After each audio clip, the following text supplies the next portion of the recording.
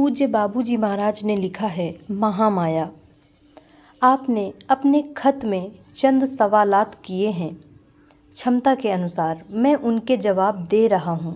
इसकी सेहत का अंदाज़ा आप खुद लगा लें, इसलिए कि मेरा संबंध अनपढ़ या अज्ञानी से रहा है, और जब मैं इस हालत से निकला तो मुझे खुद होश बाकी न रहा।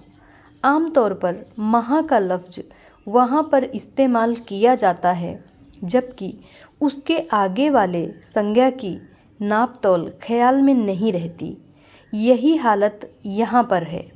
माया पर महा का लफ्ज़ लगाने से वह हालत पैदा हो जाती है जहाँ पर माया का ख्याल आना मुश्किल हो जाता है और यह पता ही नहीं चलता कि इसकी गहराई अब कहाँ मिलेगी। माया ख्याल के दायरे के अंदर या उसके बाद। अगर दायरे के अंदर है तो माया का मकाम है, अगर दायरे के बाद है तो महामाया का मकाम कहा जाता है। अब इसकी पैमाइश या नापना इसी तरह से हो सकती है कि जब हवा की आखिरी तह अगर कहीं ख़त्म हो जाए और ख़याल की उड़ान इससे ऊंची हो जाए, तब उसकी शुरुआत, उसका फैलाव का अंदाज़ा हो सकेगा। मगर फिर भी ख्याल यह नहीं बता सकता कि किस तह के बाद यह हालत होगी, इसलिए कि इसमें बेशुमार तहें होने की वजह से इसका नाम नहीं दिया जा सकता।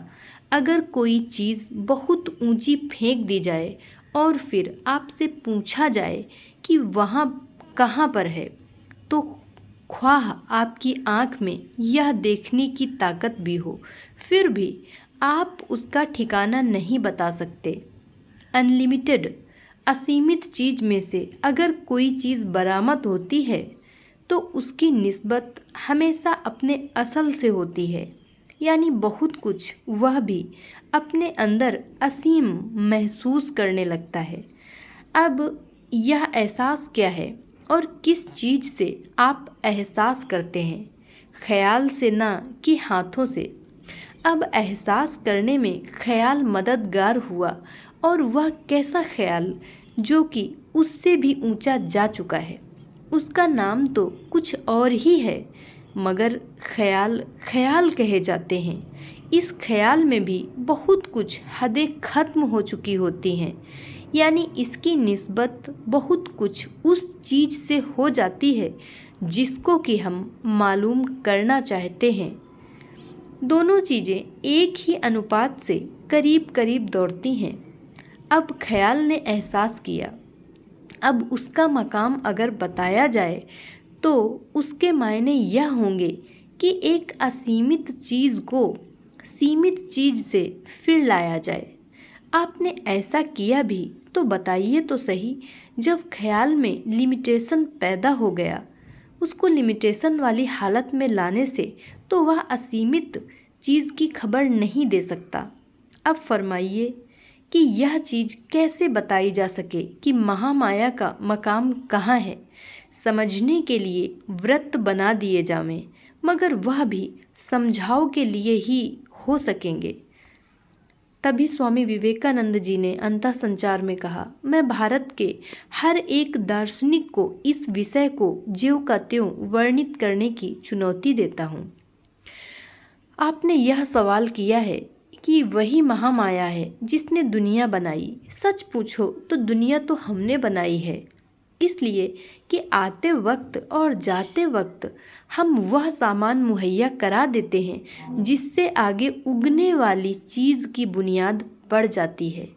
यह चीज़ ईश्वर की ही हुई नहीं, उसका सिर्फ शुरू का झटका था जो उस चीज़ को पैदाइश में लाया। यह नमूद जिसका कारण झटका था, हर चीज़ का बायस बन गया। लोहा खान में पैदा हुआ, निकलते निकलते तमाम दुनिया की मशीनरी तैयार हो गई और तमाम काम लिए जाने लगे। यह बात ज़रूर है, और इस झटके की विशेषता है कि उसने जो गति अपने अंदर ले ली है वह जब तक ख़त्म ना होगी दुनिया का अंत नहीं हो सकता। दुनिया का आरंभ और अंत इस गति के शुरू और आखिर के सिरे से है। अब दरमियानी चीज़ क्या है? वही तेजी और असल ताकत जो आगाज़े आलम मतलब सृष्टि के प्रारंभ में हुई, जिसमें बेशुमार ताकत मौजूद है, बल्कि उसका यह हाल है, खासकर दोनों सिरों के बीच का, वहाँ से आगे बढ़ना मुश्किल है। और भाई, इसमें जो ताकत है उसके मुकाबले में कोई चीज़ नहीं ठहरती। और जैसे झटके डीसी करंट में लगते हैं, ऐसे ही इसमें लगते हैं। दरमियान का जो नुक्ता है उसमें भी ताकत है, बल्कि इससे नीचे कार्यकलाप देने की ज़्यादा ताकत है। इसके मुताबिक यानी दरमियानी चीज़ के बराबर इसमें ताकत नहीं है। वह दरमियानी चीज़ अपनी बाद वाली हालत का कारण है। ज़्यादा गौर करने से बीच की हालत से चंद मिलीमीटर हटी हुई एक चीज़ मिलती है, जिसमें कुछ जिंदगी पाई जाती है, और इस जिंदगी में संयमन की ताकत है।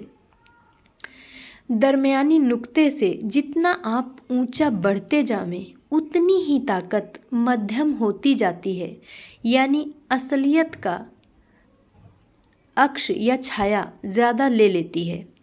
अब जनाब, वह मध्यम ताकत से इंसान आ सकता है और अवतार इस दरमियानी नुक्ते की ताकत लिए हुए आता है। इसका आना इस तरीके से होता है कि चंद मिलीमीटर जिसका फासला मैंने बताया है, उसमें से खुशबू लेता हुआ आता है, ताकि इंसानी कैफियत इसमें मौजूद रहे। श्री कृष्ण जी महाराज का अवतार इस दरमियानी नुक्ते से था। रामचंद्र जी महाराज को इस नुक्ते की हवा भी नहीं लगी। उसके बाद जो चंद मिलीमीटर मैंने फासला बताया है और जिसमें इंसानी निस्बत बताई है, रामचंद्र जी महाराज का अवतार उससे हुआ था।